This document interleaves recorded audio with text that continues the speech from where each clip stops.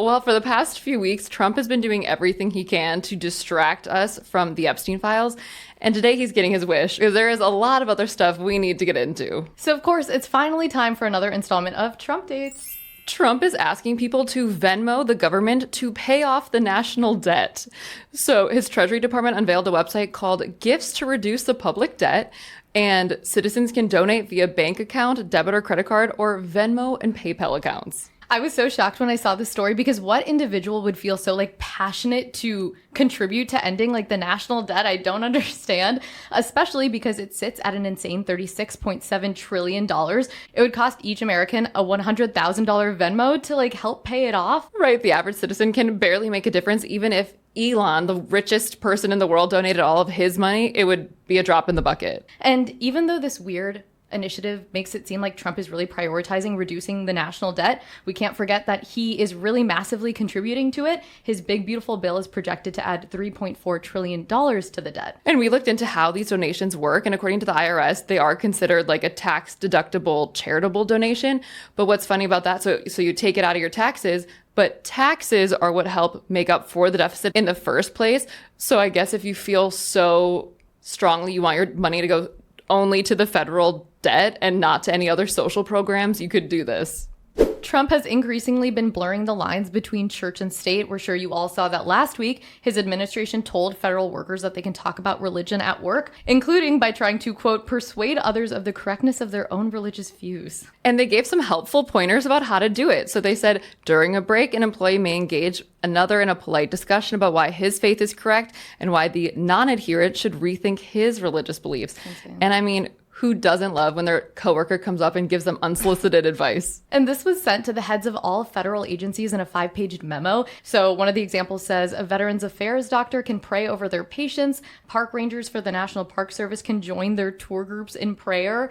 And this is, of course, just the latest in a series of directives by Trump to infuse more religion into the government. Right. Just a month ago, the IRS said houses of worship can now endorse political candidates without losing their tax-exempt status. So that was a huge departure. Yeah, this was something that was really important to Trump during his first term. So he had promised to get rid of the Johnson Amendment, which is this provision in the tax code that basically says that houses of worship and nonprofits can't endorse political candidates. He had said to Christian leaders while he was campaigning in October that the U.S. would be better if they were more powerful. So it looks like, getting rid of this provision is really helping them do that. And we cannot forget that he created the White House Faith Office to, quote, assist faith-based entities, community organizations, and houses of worship in their efforts to strengthen American families, promote work and self-sufficiency, and protect religious liberty. And he appointed his personal minister, Paula White Cain, to lead it. Angels are being released right now. Angels are being dispatched right now. Hamanda aka ata raka teda baka sanda ata ambo osa tata rite eke banda ata rike didi ashata. For angels have even been dispatched from Africa right now. Africa right now. Africa right now. From Africa right now. So Paula is questionable in many more ways than one. The Senate found that her ministry was misusing charitable tax-exempt funds. Apparently, they were used to pay salaries for extended family members, own and operate private jets, and pay for down payments on a mansion in Tampa, and of course, a $3.5 million condo in Trump Tower in New York City. The Trump administration wants to rescind virtually all climate regulations in one fell swoop. The EPA is basically getting rid of all regulations on greenhouse gases, which will make it hard or even impossible for the government to regulate pollution from cars, factories, and power plants. And so, of course, this is getting a lot of criticism. The EPA administrator himself said that the proposal, if finalized, would amount to the largest deregulatory action in the history of the United States. But Trump is still moving to repeal the endangerment finding, which was put in place in 2009, and basically found that greenhouse gases pose a threat to human health, which seems so obvious to us now. But this finding is what established the legal basis to regulate greenhouse gases under the Clean Air Act. Yeah, they're essentially saying they no longer think greenhouse gases are harmful to our health. And people have likened it to a doctor telling someone, we no longer think smoking causes cancer, so we're going to stop all anti-smoking campaigns and regulations. Right. Renowned climate scientist Michael Mann even said that this regulation has been the primary tool that we've had to regulate carbon emissions and meet our obligations under various global agreements to address the climate crisis. So now the proposed revision will undergo a 45-day comment period when the general public can weigh in on it, but it's sure to be hit with so many legal challenges if and when it goes into effect because a lot of the justification relies on climate denialism.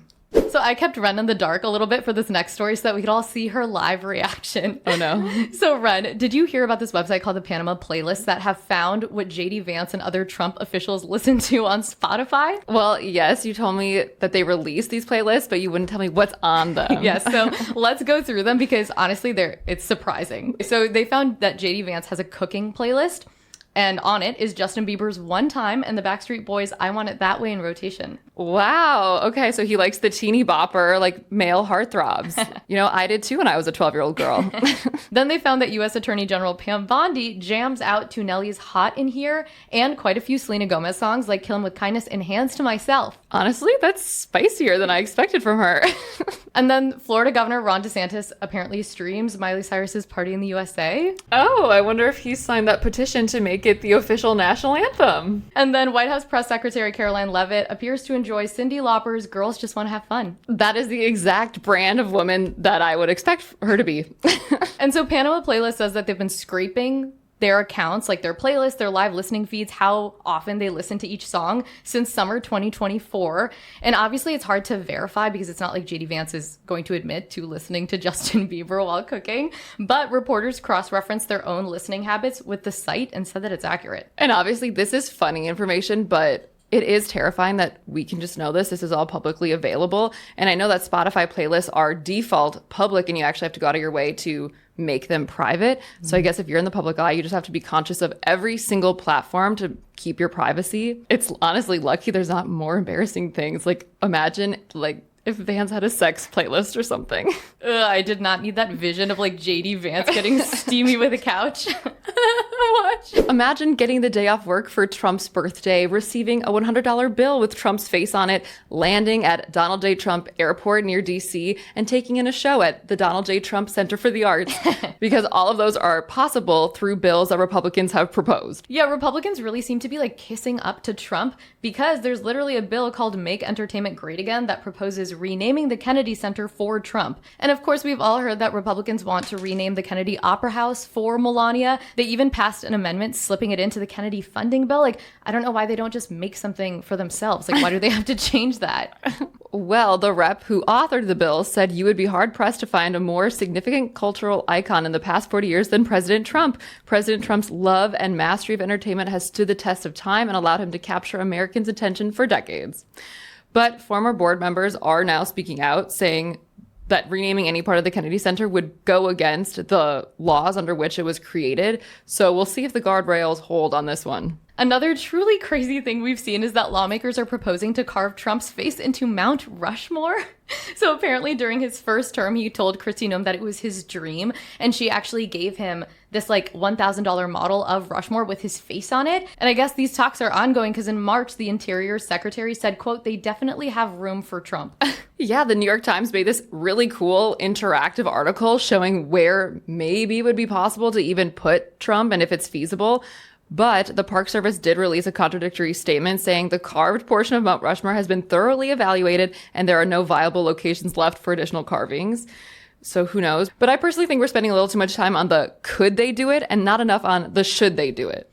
So Trump's new tariffs go into effect today. He set new rates for every country around the world, and they're the highest tariff rates in a century. And reportedly, these increases will cost the average family an extra $2,400 annually. If you remember, these tariffs were supposed to go into effect in April, Liberation Day, but then Trump delayed them, saying he would make 90 deals with 90 countries in 90 days or whatever. But ultimately, he only managed to close a handful of deals. So as of now, the universal tariff for goods that are coming into the U.S. will stay at 10%, but that 10% only applies to countries with which the U.S. has a trade surplus, so countries to which the U.S. exports more than it imports. So 15% becomes the new tariff floor for countries with which the U.S. has a trade deficit, so that's about 40 countries. And 26 countries have tariff rates that are higher than 15%, actually up to 50%. And then everyone's, of course, wondering, what about China? What's going to happen with them? Well, there's an existing trade agreement right now that expires in 2 weeks, and everyone's expecting those rates to go even up. So we'll see what happens with that. And while this is all going into effect, we still don't even know if this is legal because the Court of International Trade found that Trump overreached his authority by imposing country-specific tariffs without congressional approval. Yeah, so Trump has been justifying this by citing the International Emergency Economics Powers Act, basically saying he can levy tariffs whenever he wants by declaring an economic emergency. And so a panel of judges are actually hearing arguments for the administration's appeal, but it seems like they aren't really buying it because the US isn't in an economic state of emergency. Well, I didn't realize until this administration that presidents can just declare emergencies without any concrete proof. Like he did this also with immigration to skirt the normal deportation process. It's kind of giving Michael Scott. I declare bankruptcy! Hey, I just wanted you to know that you can't just say the word bankruptcy and expect anything to happen. I didn't say it, I declared it. Still,